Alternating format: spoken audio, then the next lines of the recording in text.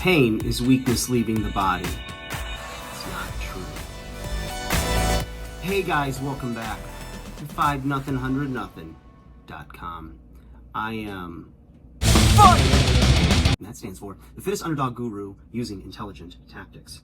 All too often when I see people working out in the gym, they are doing movements that either they're copying from a YouTuber or they read in a muscle magazine or online, and just by watching the way they carry themselves, their posture, the way they move, they call it their gait, it's apparent that their bodies aren't healthy enough to be able to execute those movements the way they were meant to be, or they're just not appropriate for that individual.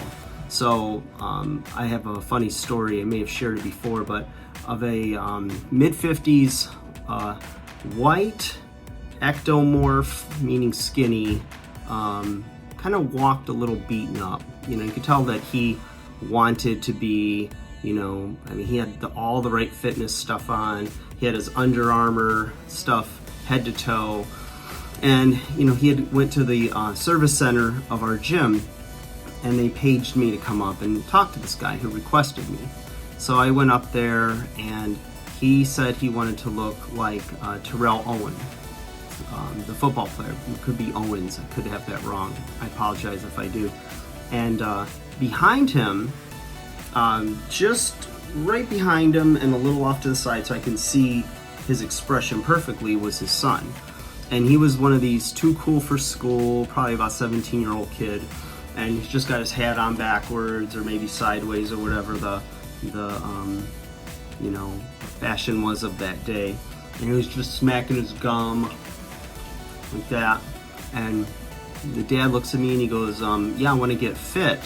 I want to really get bulked up and buff. And this kid's just like, and I said, okay. I said, well, what are some of your specific goals? And he goes, I want to look like Terrell Owens. And this kid's like this. And just looked at his dad like, you must be out of your mind. And it was very funny because, the guy definitely didn't realize that ship had passed him by. Number one, he wasn't born with the same type of athletic, amazing genetics that a professional NFL football player has in the first place, nor was he in his early 20s or mid-20s, whatever Terrell Owens was at the time. But, he's in his 50s, maybe mid-50s, and, a desk jockey, auto exec, white-collar guy. And it's interesting because I did end up training this guy, and he's a fantastic guy, very nice, very hardworking, but the problem was he kept getting in his own way. And, maybe the way he climbed the ladder, in the corporate world was maybe the approach he thought he was going to take, uninhibited, unhinged, in the fitness world. So I wondered over and over why he even hired me, because every time I gave him direction, it would try to get him healthier. Let's work on your mobility. Let's work on your shoulder mobility. Let's work on your thoracic spine mobility. Let's get those hips healthy. Let's make sure that, your knees are healthy, this and that. He just kind of shrugged it off and wanted to go and do heavy weights that he had read about. And it was interesting because some trainers would be completely turned off by that and say, what a jerk, you don't, they feel like it's a blow to their ego. Like, what am I here for if you're just going to do your own routine? But I stuck by this guy, and I tried to guide him in the right direction and gave him the hard truth. I didn't, I wasn't a yes man with him or anything, but I also didn't want to bruise his ego or, outright tell him, look, you're an idiot, you can't do this. But what I told him was, look, we got to do this, we got to do that, and he wouldn't do it. So, I'd work with him, and eventually, during our workouts, he would do what I said reluctantly, but then on the off days, he was doing everything I told him not to do. So the next day, let's say I worked out with him Monday, Wednesday, Friday, it'd be a Tuesday and Thursday, he'd be in the gym doing all the exercise I asked him not to do because we were building a program, we were building his body from the ground up and getting him healthy enough to do either variations of those lifts or to outright do those lifts in the future. And he'd come back in the next day, and oh, my shoulder's killing me today. Or I said, okay, so let's back off on doing any type of direct shoulder work. No, we'll work through it. We'll work through it. His philosophy was, no pain, no gain, or pain is weakness leaving the body. And sure enough, he ended up on the shelf several times before he finally needed complete reconstructive shoulder surgery. And it was just one of those things where I'm like, I just wish people would listen. I went to school for this stuff. I've been doing this day in and day out for now 21 years, at the time maybe 12 or 15.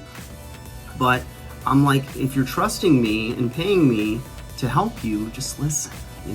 Listen to those that have, you're an expert in your field. I don't try to talk over you when, you're telling me something about, something in his business, whatever it was, right, in the auto industry. And the thing is, just listen to me or don't hire me. So it always baffled me, but the thing is that there's a time to push and learn about the difference between good pain and bad pain. Good pain might be you feel the muscles on fire, right? You're pushing through the threshold. Maybe that last rep you're getting, the tempo might go slower. You're not able to press it as fast. Doesn't mean you've hit failure, but press through, keeping good tight form and pushing the muscles to the next level. There's a difference between that and doing something completely off, like trying to do like a clean and snatch or some type of an Olympic lift with awful form where you're about to like blow a disc in your spine. It's like, wait a minute, you got to step back and trust an outside, trained eye to tell you when something is off. And the body doesn't always immediately break down. It may not be one lift. It might be doing the wrong movement several times over the years that leads to finally a pretty, serious injury, God forbid. So just thought I'd share that, guys. But pain is weakness leaving the body, I think, has done a huge injustice to especially the fitness community. But that's my thoughts. And I'm out. Guys, have a good day. Bye.